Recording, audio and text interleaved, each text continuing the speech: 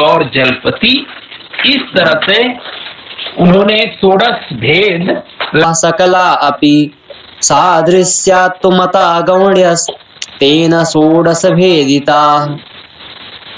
हाँ, ये देखिए, ये अनुष्टुप छंद में है ना। और ये बोल रहा है कि सादृश्येतर संबंधा शुद्धा ता सकला अपि। सादृश्येतर मतलब सादृश्य इतर, मतलब सादृश्य से भिन्न, सादृश्य से अलग अगर संबंध हो, किससे संबंध हो, तो सादृश्यता से संबंध मुख्यार्थ और लक्ष्यार्थ के बीच में यदि सादृश्य से भिन्न संबंध हो, उसमें सादृश्येतर सादृश्य न हो, तब हम उनको कहेंगे शुद्धा, शुद्धा लक्षणा। और इसके उदाहरण कौन है, तो पूर्व में जितने ता माने वो शुद्धा, जितने पूर्व में ता हम पढ़े हैं पूर्व में, वे सकला अपि, वे सभी शुद्धा के उदाहरण हैं, ऐसा ऊपर वाले पंक्ति में कहा। और नीचे वाली पंक्ति में सादृश्यात्तु मता गौण्य तेन षोडश भेदिता, मतलब और सादृश्य से जो संबंध है मुख्यार्थ और लक्ष्यार्थ के बीच में, सादृश्य युक्त संबंध है, तो उसको हम गौड़ी लक्षणा कहेंगे। और उन ऊपर के 8 जो शुद्धा है पूर्व में पढ़ चुके हैं वो, और 8 भेद नीचे इन्होंने उदाहरण में आगे बताए हैं, वो दोनों मिलकर के 8 दूनी 16, षोडश भेदिता, माने ये तेन, इसी से, किससे, तो पूर्व के 8 जो पढ़े हैं, सादृश्य से भिन्न जो संबंध है मुख्यार्थ और लक्ष्यार्थ, और आगे जो बताया है उन्होंने 8 प्रकार, उन दोनों को मिला करके तेन षोडश भेदिता, ये जो है षोडश माने 16 भेद के हो गई हैं ये लक्षणा, ऐसा कहता है। आया आती जी समझ में? जी गुरुजी सादृश्य क्या होता है? सादृश्य का अर्थ होता है, आप उपमा अलंकार में पढ़े हैं, उपमा अलंकार जानते हैं कि नहीं? नहीं गुरुजी, अलंकार तो नहीं पढ़े हैं। चलो कोई बात नहीं, मतलब दो के बीच में समानता उत्पन्न करना। जी, जैसे कोई बालक है और बालक को आपने कहा कि यह शेर के समान है, तो शेर के समान है कहेंगे तो बालक में न तो उनका पूंछ है और न ही उनकी नखें हैं और न ही वो जंगल में रहता है, तो फिर इसमें समानता किस बात की? तो जो शूरता वीरता शेर में है वही शूरता वीरता बालक में देख करके क्या कहा गया कि यह शेर है। तो दोनों में समानता किसकी है? गुण की समानता है। तो उसी अगर दोनों में कोई सदृश एक समान गुण दिखाई देने लगते हैं तो उसी को सादृश्य ऐसा कहते हैं। और भी बहुत कुछ होता है, जैसे किसी नायिका को देख करके किसी ने कहा कि इनका मुख चंद्र के समान है, चंद्र इव मुखम, ऐसा कह दिए, तो चंद्र इव मुखम, तो न तो वो नायिका जो है वो सफेद वर्ण की है, श्वेत वर्ण की है, और न ही उससे किसी भी प्रकार से प्रकाश निकलता है, परंतु है क्या? तो वहां पर जितनी सुंदरता चंद्रमा की है उसी के समान इनकी भी सुंदरता है। तो वो सुंदरता में सादृश्यत्व है, तो इसी माने समानता बताना ही है सदृशता, और जिसमें दोनों में अगर सादृश्य संबंध हो, माने मुख्यार्थ में और किसी को बता रहा है ये लक्ष्यार्थ जिससे लक्ष्य कर रहे हैं शब्द से, मुख्य शब्द से, उनमें भी वही गुण हो और दोनों में जो संबंध है, जैसे गंगायाम घोषा में तो क्या हो जाता है, वो ताटस्थ्य संबंध है, समीपता का संबंध है, इसलिए तट और गंगा के बीच में मुख्यार्थ और लक्ष्यार्थ दोनों का संबंध हो गया, तो उसमें सदृशता नहीं है। परंतु यहाँ पर अगर आपने कहा कि ये ते राजकुमारा गच्छन्ति, तो ये राजकुमार जा रहे हैं, तो राजकुमार के साथ में जो जा रहे हैं और राजकुमार हैं, तो राजकुमार की जैसी छवि है, जैसे ठाट बाट है, जैसे उनके पहनावे हैं, वैसे ही पहनावे, वैसे ही ठाट बाट उनके साथ जो और अन्य कुमार जा रहे हैं उनका भी है। तो दोनों में क्या है, यहाँ पर सादृश्य है, सदृश्यता है, सादृश्यता है, इसलिए यहाँ पर सादृश्य संबंध है मुख्यार्थ और लक्ष्यार्थ में। तो यहाँ राजकुमार क्या है, मुख्यार्थ है, लक्ष्यार्थ क्या है, तो उनके साथ में जो जा रहे हैं अन्य राजकुमार वो लक्ष्यार्थ है। तो दोनों में क्या है, सादृश्यता का संबंध है। और भी बहुत सारे यहाँ पर सादृश्यता के उदाहरण दिए, जैसे गौरवाहिक, क्या कहे कि वाहिक देश का जो कौन है, पुरुष है, वो क्या है, गौ है बोल दिया, तो गौ माने होता है बैल, तो भाई बैल तो हो नहीं सकता वाहिक देश का जो नागरिक है ना। तो फिर क्या है, तो जो जड़ता मंदता, माने जो मूर्खता कहिए, जड़ता कहिए, अल्प बुद्धित्व कहिए, किसमें है, गौ में है, माने बैल में है, वही जड़ता मंदता का गुण किसमें है, वो वाहिक देश के नागरिक है, उसमें है। तो दोनों में सादृश्यता क्या है, सादृश्यता ऐसा नहीं है कि वो आदमी जो है गौरवाहिक देश का आदमी के भी सींग हुक गए हैं, उसके भी पूंछ है इसलिए बैल के समान, ऐसा नहीं, उनमें गुण की सादृश्यता होनी चाहिए। मतलब जो जड़ता मंदता बैल में जैसे होता है, ये उसी प्रकार से जड़ता मंदता किसमें है, ये वाहिक देश के नागरिक में है, वही बैल में है। तो दोनों में क्या है, सादृश्य ही संबंध है, मुख्यार्थ में और लक्ष्यार्थ में। तो यहाँ मुख्यार्थ क्या है, गौ है माने बैल है, और लक्ष्यार्थ वाहिक देश के जो नागरिक है। तो इन दोनों में संबंध किससे है, तो सादृश्यता से है, वो जड़ता मंदता की सादृश्यता। तो ऐसे ही अगर सादृश्यता जिसमें हो तो उसी को हम लोग गौड़ी लक्षणा ऐसा कहेंगे। आशीष जी समझ में आया क्या? जी गुरु जी। हाँ, प्रवीण जी आपको कुछ पूछना है?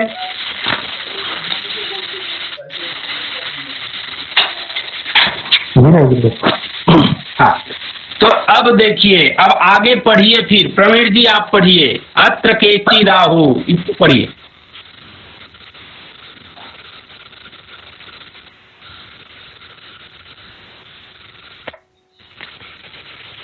आशीष जी गुरु जी। पढ़े। अत्र केचित् आहु गो सहचारिणो गुणा।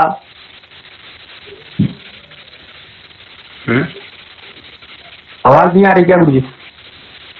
आ रही है, बोलते रहिए। और आचार्य मनीष जी आप पीडीएफ को थोड़ा से और ऊपर बढ़ाइए, आगे चले गए हम लोग। अत्र केचित् आहु गो सहचारिणो गुणा जाड्यम मानदयो लक्ष्यन्ते ते च गो शब्दस्य वाहिकार्थ अभिधाने निमित्ती भवन्ति। तद युक्तम गो शब्दस्य गृहीत संकेतम वाहिकार्थम अभिधातुम शक्यत्वात् गो शब्दार्थ मात्र बोधनाच्च अभिधाया वितरत्वात् विरतायाश्च पुनरुत्थान अभावात् अन्ये च पुनर्गो शब्देन वाहिकार्थो न विधीयते किंतु स्वार्थसाचारी गुण साजात्येन वाहिकार्थगता गुण एव लक्ष्यन्ते तदप्यन्ये च मन्यन्ते अत्र गो वाहिकार्था प्रतीयते न वा।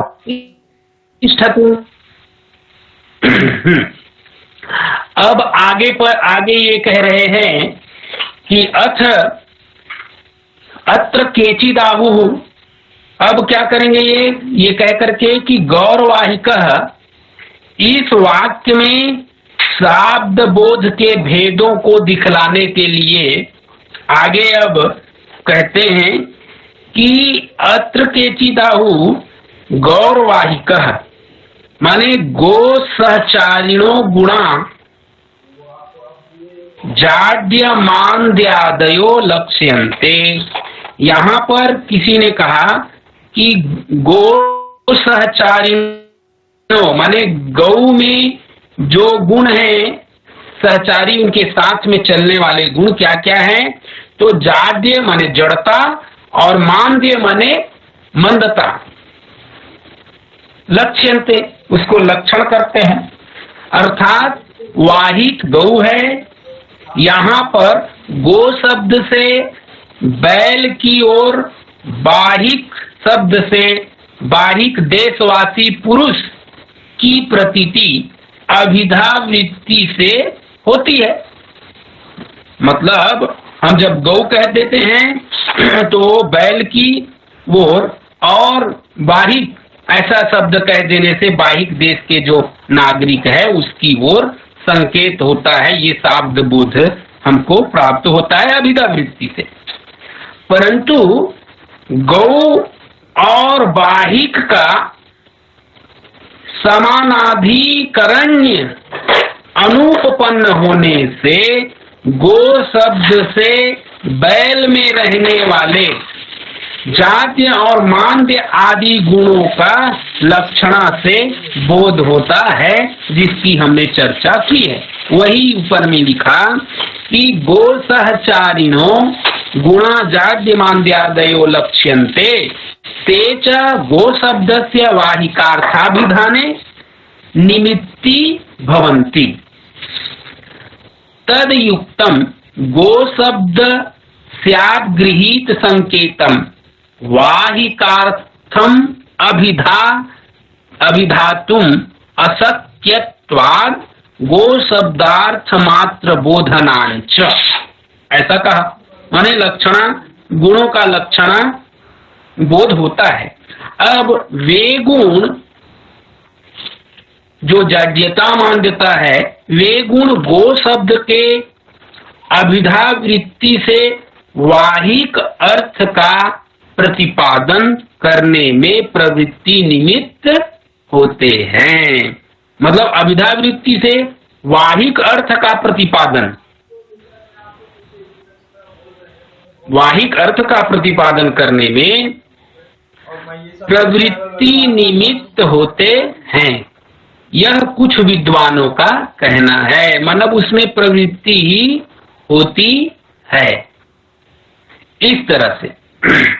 और इसका खंडन करते हैं, मतलब आप कह रहे हो कि उसकी प्रवृत्ति ही है, यहाँ पर लक्ष्यार्थ आदि करने की आवश्यकता नहीं है, वो प्रवृत्ति निमित्त ही होते हैं, ऐसा किसी विद्वान ने आक्षेप किया।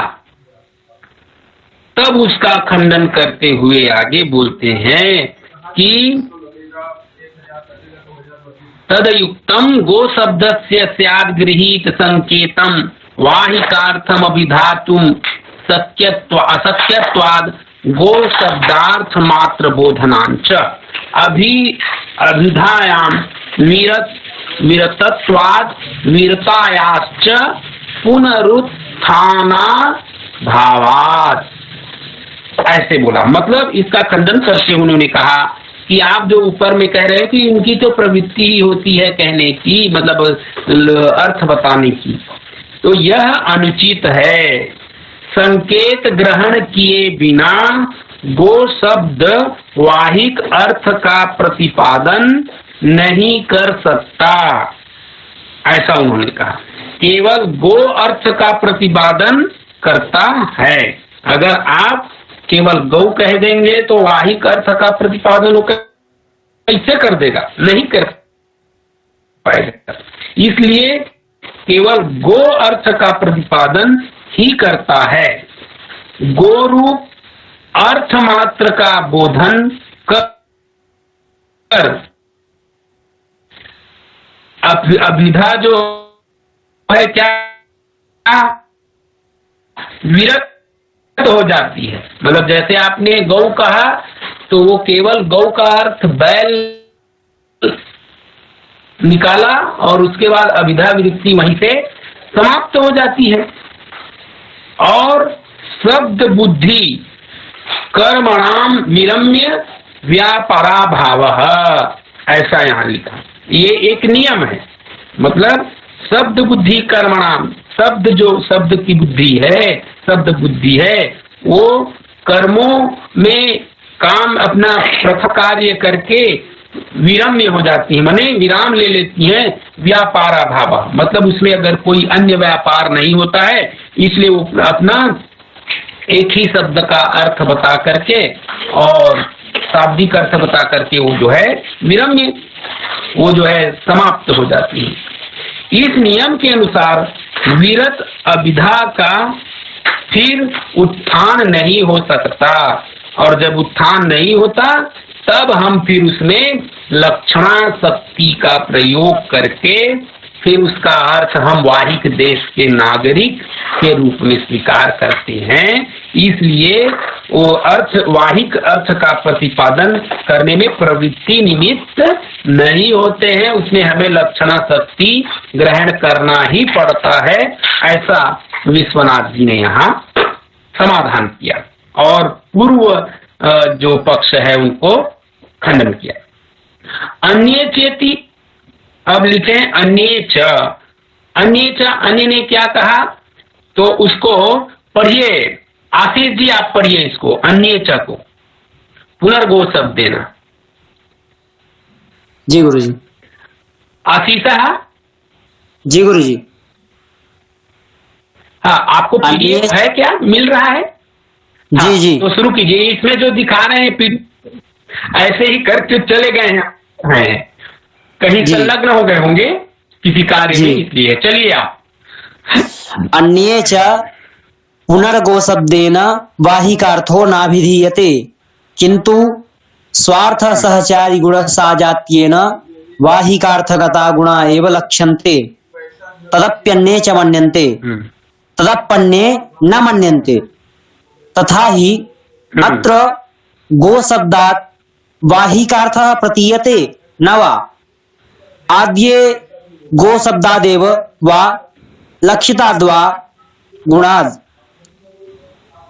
अविनाभावाद् वा तत्र न प्रथमः वाहिकार्थे अस्या संकेतत्वात् न द्वितीयः अविना भावलभ्यस्यार्थस्य शाब्दन्वये प्रवेशासंभवात् शाब्दी ह्याकांक्षा शब्देनैव पूर्यते न द्वितीयः। यदि हि गो शब्दात् वाहिकार्थो न प्रतीयते तदास्य वाहिक शब्दस्य च सामानाधिकरण्यम असमंजसं स्यात्।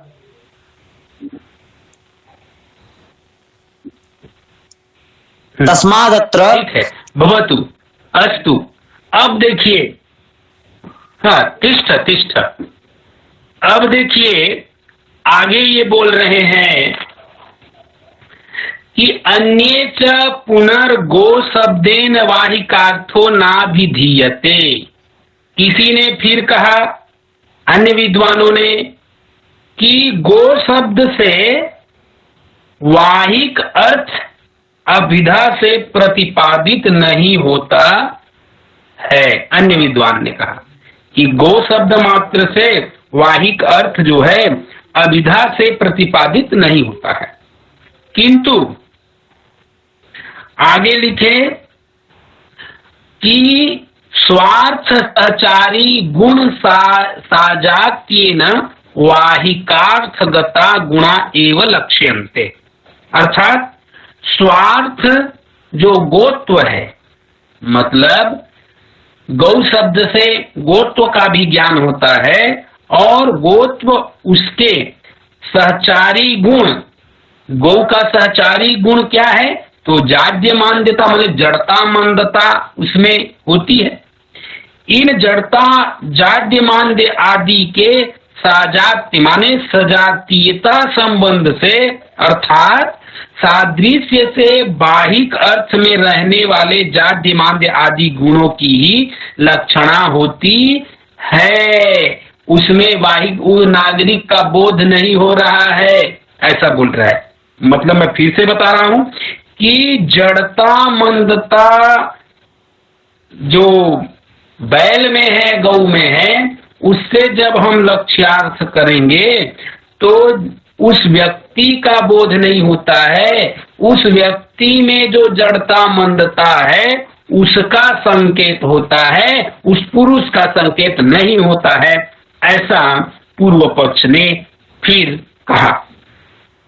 तब आगे बोलते हैं जाड्यमान्य आदि गुण ही लक्षित होता है, ऐसा कहा, और न कि गुणी माने जिसमें वो गुण है जड़ता मंदता उस बाहिक की भी। तब ऐसा पूर्व पक्ष ने कहा। तो अब आगे उसका खंडन करते हुए यहाँ पर लिखते हैं तदप्यन्ये न मन्यन्ते तथा ही अत्र गो शब्दात् वाहिकार्थः प्रतीयते नवा आद्ये गो शब्दाद् एव। हाँ, आगे क्या? गो शब्दात् एव, गो शब्दात् एव वा। फिर आगे लिखते हैं लक्षिताद् वा गुणात्, इस तरह से। तो आगे उन्होंने फिर बताया कि इसे भी अन्य विद्वान नहीं मानते, जैसे कि गौरवाहिकः, यहाँ पर गो शब्द से वाहिक अर्थ प्रतीति होता है, वह प्रतीत नहीं होता है। फिर पहले पक्ष में गो शब्द से वाहिक अर्थ प्रतीत होता है, तो गो शब्द से ही प्रतीत होता है। वह गो शब्द से लक्षित जाड्य मान्य आदि गुणों से प्रतीत होता है। किसी ने कहा कि भाई गौ शब्द में हम जड़ता मंदता को देखते हैं, तो आगे उसी जड़ता मंदता के द्वारा उसका बोध होता है नागरिक का। अथवा आगे लिखा अविनाभावाद्वा, तो फिर कहा कि अविनाभाव अर्थात व्याप्ति से प्रतीत होता है। अविनाभाव का अर्थ है क्या? तो व्याप्तेर वा प्रतीयते, है ना। अविनाभाव माने व्याप्ति से। जैसे पढ़े होंगे आप लोग तर्क संग्रह में व्याप्ति क्या है? यत्र यत्र धूमस् तत्र तत्र वह्नि इति साहचर्य, क्या है? यही जो है व्याप्ति है कि भाई जहां जहां आपने धूम देखा, यत्र यत्र वह्नि, यत्र यत्र धूमस् तत्र तत्र वह्नि, है ना। तो धुआं जहां जहां देखे वहां वहां आपने अग्नि का बोध कर लिया। वही वैसे ही यहाँ पर अविनाभाव से क्या कह रहे हैं कि भाई जहां जहां आपने जड़ता मंदता देखा वहां वहां पर क्या बोध कर लिए? वहां वहां बैल का जो है आपने अनुमान कर लिया, ऐसा कहा। तो भाई अथवा अविनाभाव से प्रतीत होता है वो लक्ष्यार्थ। इनमें पहला पक्ष जो कहा गया प्रथम, यही लिखा है तत्र न प्रथम, जो प्रथम ने कहा गो शब्द से ही वाहिक अर्थ प्रतीत होता है, जो ये पहला पक्ष रखा गया कि भाई गो शब्द से ही वाहिक अर्थ प्रतीत हो जाता है, ऐसा आप जो बोलते हैं यह ठीक नहीं है। इसके लिए भी लक्ष्यार्थ की आवश्यकता होती है। आगे कहा क्योंकि वाहिकार्थस्या संकेतित्वात्, क्योंकि गो शब्द का वाहिक अर्थ में जब संकेत ही नहीं है तो कैसे उससे वाहिक अर्थ की प्रतीति होगी, ऐसा उन्होंने कहा। भाई वहां पर गो शब्द से वाहिक का संकेत ही नहीं है, इसलिए जो है गो शब्द से उसकी प्रतीति होगी ही नहीं। अब तब फिर आगे बोलते हैं कि दूसरा पक्ष कहता है कि गो शब्द से लक्षित, दूसरा ने क्या कहा था, न द्वितीय, जो द्वितीय ने कहा वो भी सही नहीं है। दूसरा पक्ष, गो शब्द से लक्षित जाद्य आदि गुणों से वाहिक अर्थ की प्रतीति होती है। मतलब क्या, जब हम गो शब्द कहते हैं तो किसकी प्रतीति हो रही है, तो उसमें जो जड़ता मंदता इत्यादि है उसकी, जहां वाहिक रहता है तो वाहिक में जो गुण है उसका संकेत हो रहा है, ऐसा दूसरा पक्ष ने कहा था। तो उसको कहते हैं उसकी प्रतीति होती है, ऐसा जो इन्होंने कहा है। यह मत भी ठीक नहीं है। क्यों ठीक नहीं है, तो उन्होंने आगे लिखा, गो गवय चंद्र मुखादि शब्दत्वाद शब्द द्वंद्वानाम अवयव प्रसादादि साम्येप्यन्योन्यास्या अन्यतम शब्दार्थ अनभिधायकत्वात्, ऐसा बोला। गो गवय चंद्र मुख आदि है ना, ऐसा कह देने से मतलब क्या, उसी को विस्तृत रूप से बता रहे हैं कि जैसे गौ का आप लोग जो है गवय से संबंध सादृश्य करते हैं, उसी तरह से चंद्रमुख, मुख को चंद्रमा के समान बताते हैं आदि। जो युग्म शब्दों में जैसे कि गो और गवय में अवयव में समता और चंद्र और मुख में प्रसाद माने आह्लादकत्व, माने जैसे किसी आप जैसे चंद्रमा को देखते हैं तो हृदय में क्या हो जाता है, आह्लादकत्व आ जाता है, प्रसन्नता होती है। उसी तरह से आप किसी सुंदरी के श्रीमुख को देखते हैं तो उससे भी आपको क्या हो जाता है, तो आनंदानुभूति हो जाती, प्रसन्नता उत्पन्न होती है। उसी की समता होने पर भी गो गवय अर्थ को और मुख चंद्र रूप अर्थ को अभिधा वृत्ति से प्रतिपादन नहीं कर सकता, ऐसा यहाँ पर बोले। मतलब आप केवल मुख ऐसा कह देंगे तो चंद्र की प्रतीति नहीं होगी, और न ही यहाँ गौ कह देंगे तो गवय की प्रतीति होगी। तब आगे बोलते हैं, वैसे ही गो शब्द जाड्याद्यातिशय की लक्षणा से भी वाहिक अर्थ को अभिधा से प्रतिपादन नहीं कर सकते। आप गौ शब्द कहने से अभिधा वृत्ति से वाहिक अर्थ की प्रतीति नहीं होगी, ऐसा इन्होंने कहा।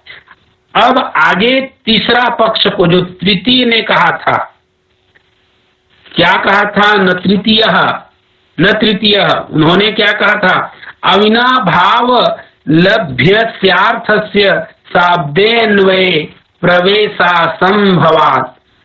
असंभवात् शाब्दी ह्याकांक्षा शब्देनैव पूर्यते।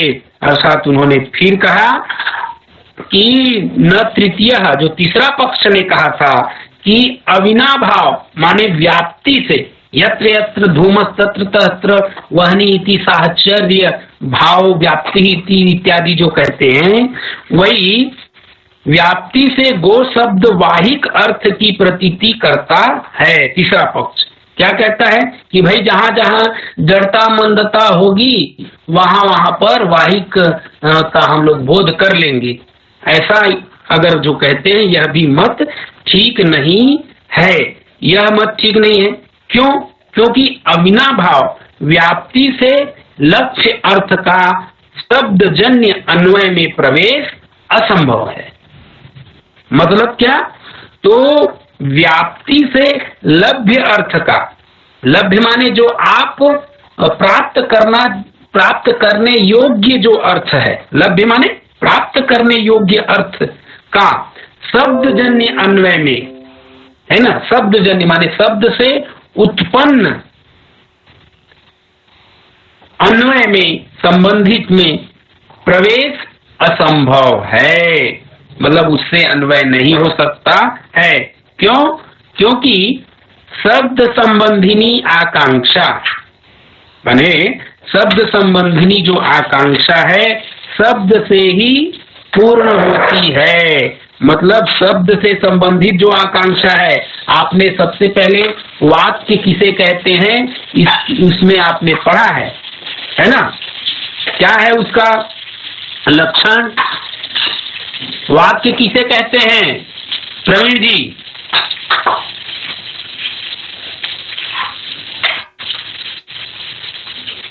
प्रवीण जी,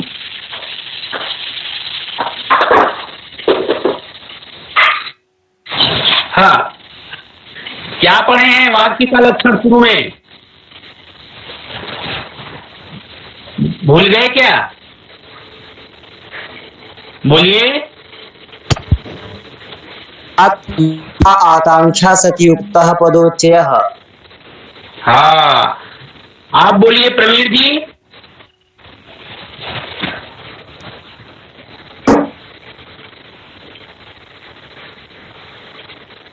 अरे वो शायद उनमें समस्या हो रही है।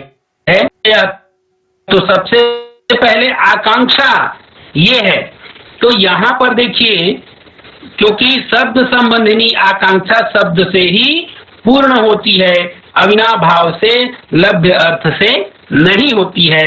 अर्थात है ना, अर्थाध्याहावादी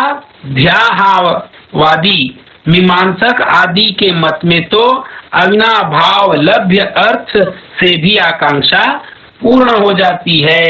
ऐसा यहाँ पर जो पूर्व पक्ष से उन्होंने कहा था उनका क्रमशः सबका खंडन कर रहे हैं।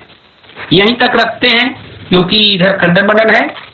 पूर्व में जितने हम लोगों ने पढ़े हैं आशीष जी, उसको आप पढ़ के आइएगा, और आज जो पढ़े हैं उसमें कुछ पूछना है तो पूछ लीजिए। यहीं तक रखते हैं इसको। जी गुरुजी।